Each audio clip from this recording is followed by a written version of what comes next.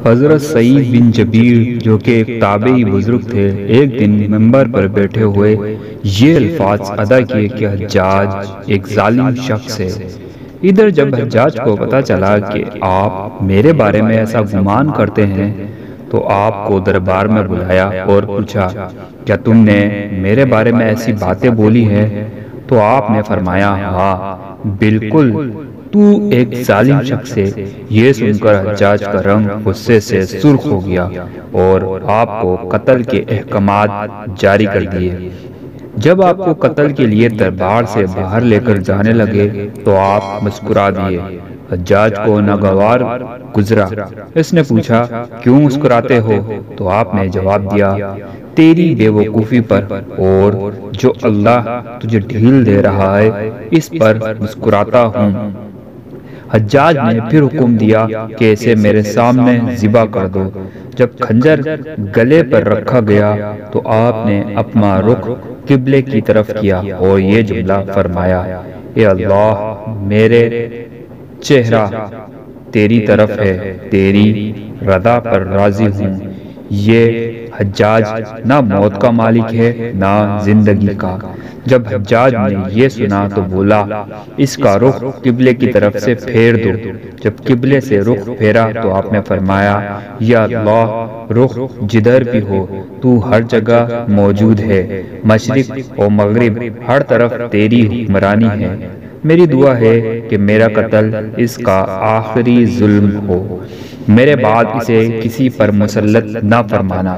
جب آپ کی زبان سے یہ جملہ ادا ہوا، اس کے ساتھ ہی آپ کو قتل کر دیا گیا اور اتنا خون نکلا کہ دربار تر ہو گیا۔ ایک سمجھدار بندہ بولا کہ اتنا خون تب نکلتا ہے جب کوئی خوشی خوشی مسکراتا ہوا اللہ کی رضا پر راضی ہو جاتا ہے۔ حجاج بن یوسف کے نام سے سب واقف ہیں۔ حجاج کو عبد الملک نے مکہ، مدینہ، طائف اور یمن کا نائب مقرر کیا تھا اور اپنے بھائی بشر کی موت کے بعد اسے عراق بھیج دیا، جہاں سے وہ کوفہ میں داخل ہوا۔ ان علاقوں میں 20 سال تک حجاج کا عمل دخل رہا۔ اس نے کوفے میں بیٹھ کر زبردست فتوحات حاصل کی۔ اس کے دور میں مسلمان مجاہدین چین تک پہنچ گئے تھے۔ حجاج بن یوسف نے ہی قرآن پاک پر اعراب لگوائے۔ اللہ تعالیٰ نے اسے بڑی فصاحت و بلاغت اور شجاعت سے نوازا تھا۔ حجاج حافظ قرآن تھا، شراب نوشی اور بدکاری سے بچتا تھا۔ وہ جہاد کا دھنی اور فتوحات کا حریص تھا، مگر اس کی تمام اچھائیوں پر اس کی ایک برائی نے پردہ ڈال دیا تھا، اور وہ برائی کیا تھی؟ ظلم۔ حجاج بہت ظالم تھا۔ اس نے اپنی زندگی میں ایک خونخوار درندے کا روپ دھار رکھا تھا۔ ایک طرف موسیٰ بن نصیر اور محمد بن قاسم کفار کی گردنیں اڑا رہے تھے اور دوسری طرف وہ خود اللہ کے بندوں، اولیاء اور علماء کے خون سے ہولی کھیل رہا تھا۔ حجاج نے 1,20,000 انسانوں کو قتل کیا ہے۔ اس کے جیل خانوں میں ایک دن میں 80 ہزار قیدی ایک وقت میں ہوتے، جن میں سے 30,000 عورتیں تھیں۔ اس نے جو آخری قتل کیا وہ عظیم تابعی اور زاہد اور پارسا انسان حضرت سعید بن جبیر رضی اللہ عنہ کا قتل تھا۔ انہیں قتل کرنے کے بعد حجاج پر وحشت سوار ہو گئی تھی، وہ نفسیاتی مریض بن گیا تھا۔ حجاج جب بھی سوتا، حضرت سعید بن جبیر اس کے خواب میں آ کر اس کا دامن پکڑ کر کہتے، اے دشمن خدا، تو نے مجھے کیوں قتل کیا؟ میں نے تیرا کیا بگاڑا تھا؟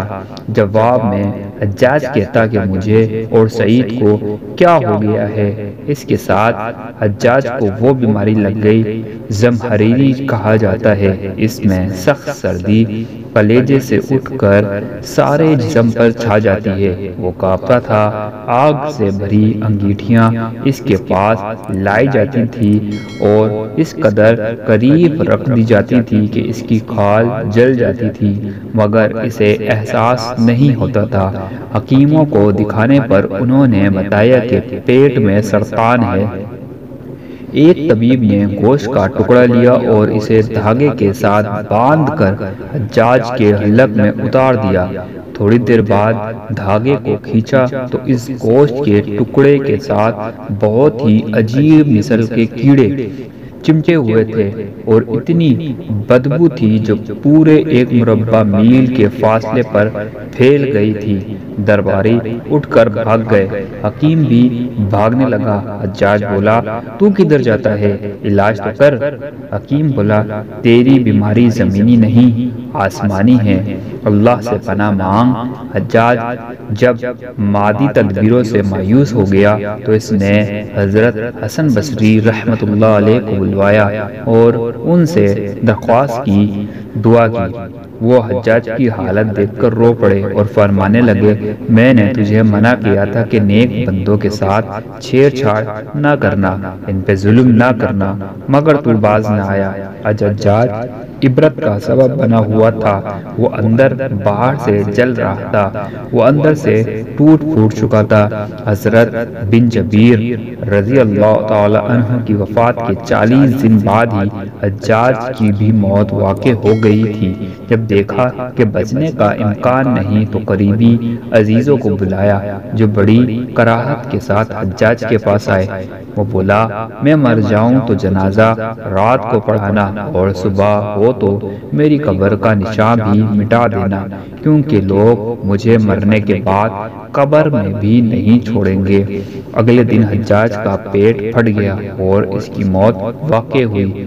اللہ ظالم کی رسی دراز ضرور کرتا ہے، لیکن جب ظالم سے حساب لیتا ہے تو فرشتے بھی خشیت الہی سے کانپتے ہیں، عرش ہل جاتا ہے۔ اللہ ظالموں کے ظلم سے ہم سب کو محفوظ رکھے، آمین۔